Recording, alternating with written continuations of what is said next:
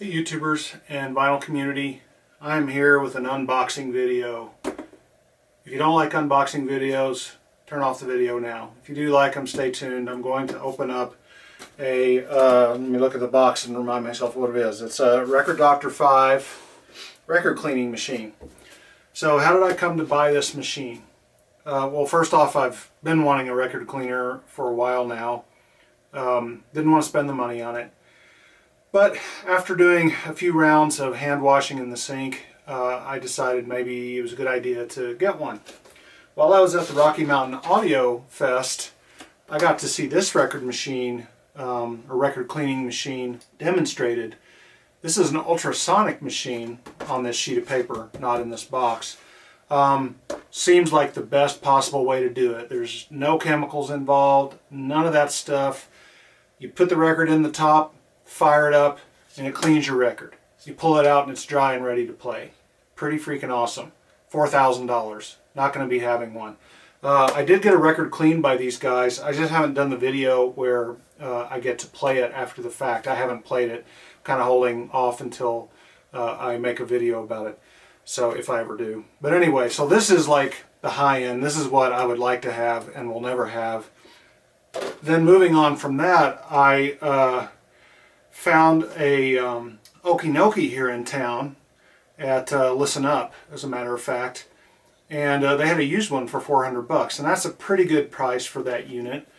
I let it go, waited a couple of months, called them up. Oh, of course it's gone. What did I expect? But they offered me a great deal on a new one they had, and it was, I mean, a rockin' deal. So I thought about it. I did a little more research. I had heard that Sumiko might not be importing those cleaning machines anymore, so I did a bit of research, and from my research I determined that yes, they are not importing those machines anymore, which isn't that big a deal, except for if you need replacement parts, it's going to be hard to get them. I don't know if it'll be hard to get them at all, or it'll just take a long time, or it'll cost a lot, or what, but it looked to me like you're kind of up a creek. So I had to pass on that.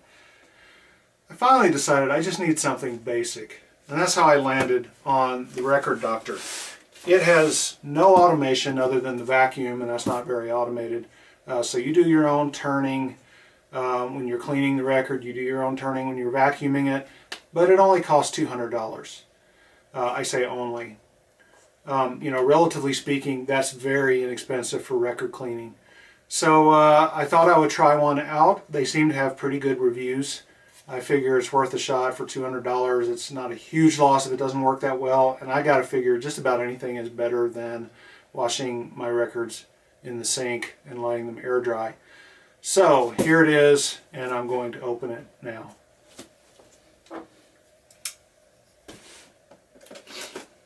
I'll do a separate video on using the machine because I'm going to want some practice before I do that. I ordered this from Amazon, by the way. Came really quickly. Alright.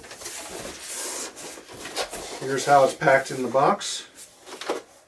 Looks like the user's guide right here on the top. And the unit packed in this closed cell foam.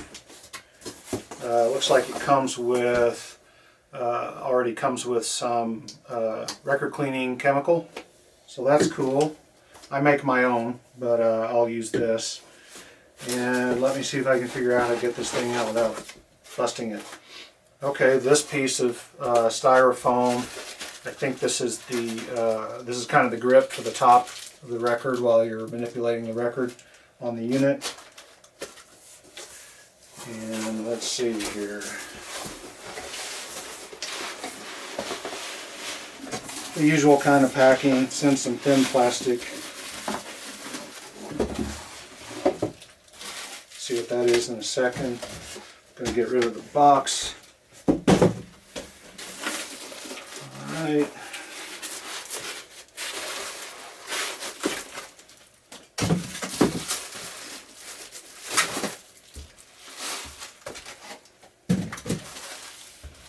Okay, here's the unit. Let's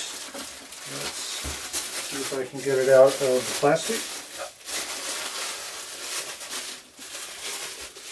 I'm a real freak about packaging. I try to keep all of it. That way if I ever sell something, say on eBay, I can send it to the buyer like it's brand new.